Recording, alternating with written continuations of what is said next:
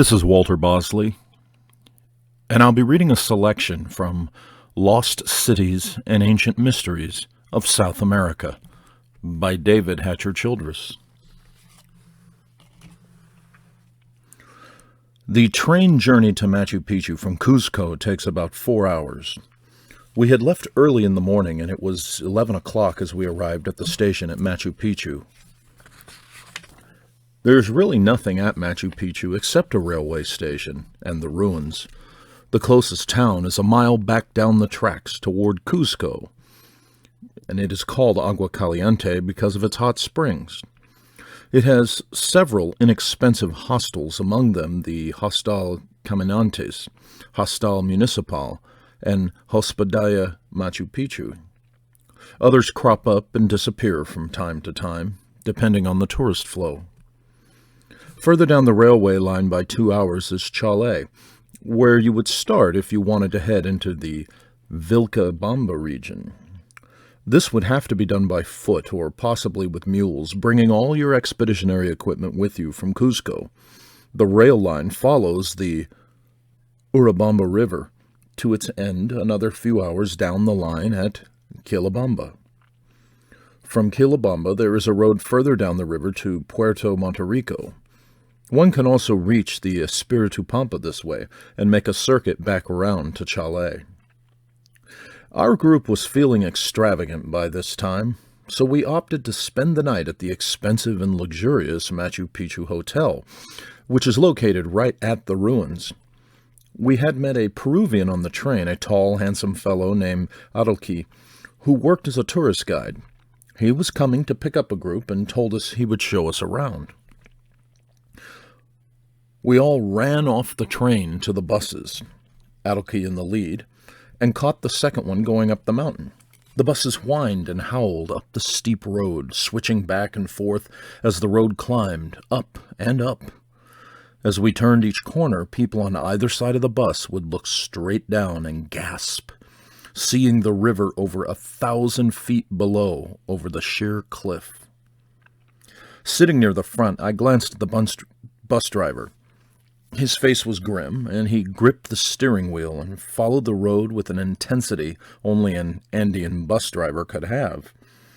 As we turned each corner, he would step on the gas, and we would surge up to the next switchback. I glanced at Adelki, but his brown, strong face was calm. He had evidently survived this trip many times.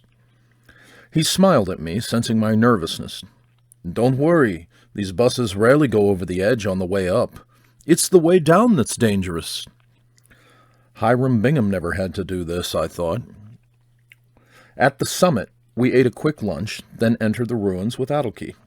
Words can hardly describe the beauty of Machu Picchu and its surroundings. This is undoubtedly one of the most spectacular views in the world. One could hardly ask for a better location for a lost city.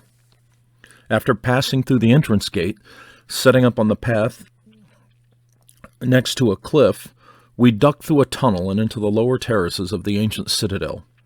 We strolled up the stairs, past terraces and buildings of awesome construction.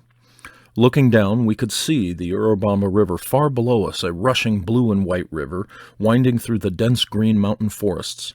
To the north, the peak Huayna Picchu towered steeply above the city. Machu Picchu was green and grand. It had stairways for streets, and for water it had rushing streams that cascaded down beside the stairs. But for inspiration it had some of the most beautiful mountain scenery in the world.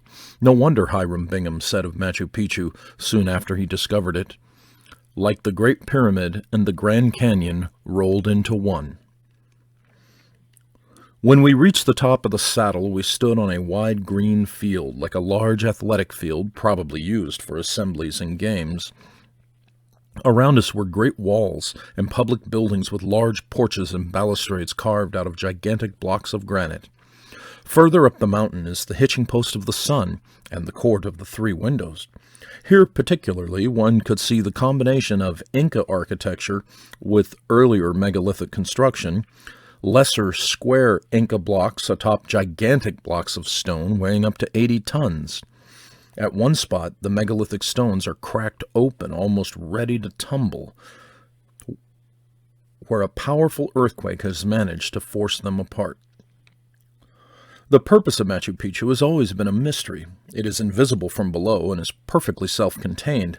The city itself is well protected by its isolation, and it would be very difficult to attack, if ever it was discovered. It seems to have been designed as a secret city, totally self-sufficient. Its water is pure and originates from springs on the mountain. The terraces around the city are sufficient to grow whatever food the inhabitants might need. In fact, the peak of Machu Picchu is terraced all the way up its steep slopes to its summit. There is a trail to the summit which passes through a short tunnel before entering a smaller group of ruins. Interestingly, skeletal remains found here indicate a ratio among the inhabitants of 10 females to 1 male. This has led some to regard Machu Picchu as a sanctuary for the Nustas, or the Virgins of the Sun.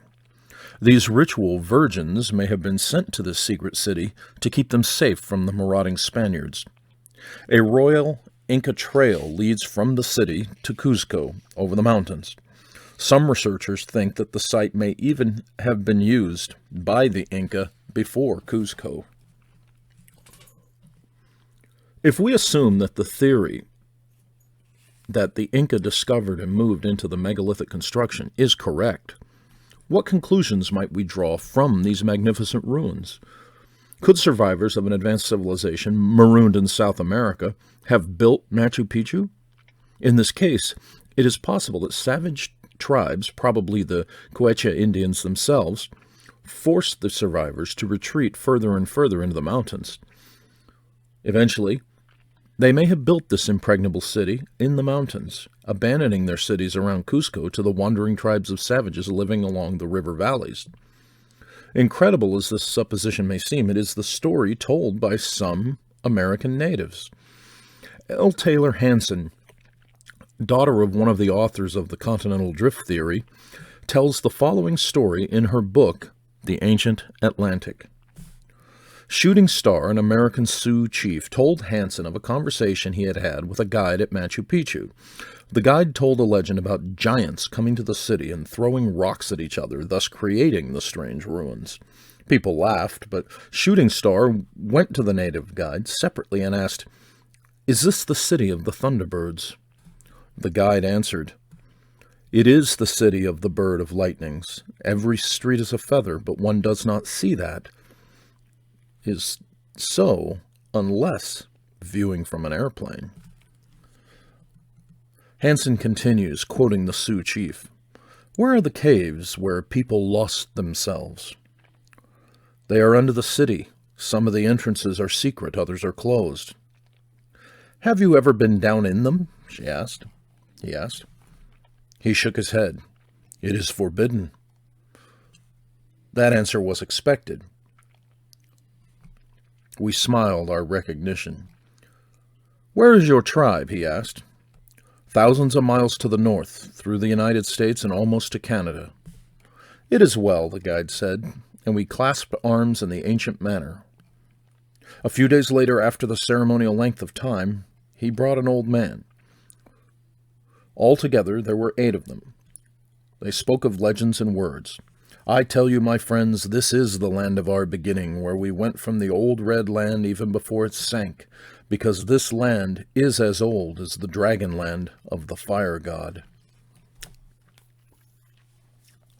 That red land was Atlantis, according to Hanson and quite a few other researchers. The ancient Mexicans commonly referred to their homeland as a sunken land to the east, called Atlan. The story of their ancestors building these megalithic structures thousands of years ago is still told in North American native campfire tales. The story continues that eventually they were forced out by hostile tribes. Machu Picchu may have been their last holdout. The people then migrated north into Mexico, abandoning their gigantic cities in Peru. These wandering people eventually moved north to the American Southwest, where they were assimilated by the native Apache Indians. Their men were killed, and their women were taken as prisoners to become part of the tribe. The Apache Indians supposedly have retained the legends which speak of the building of the terraces and great stone walls. Later, a tribe of Apaches moved southward again into Mexico. and became the Aztecs. When Cortez and his conquistadors invaded Mexico, Montezuma may have sent most of his treasure back to their ancestral homeland in the Four Corners area of New Mexico, Arizona, Utah, and Colorado. But that is another story.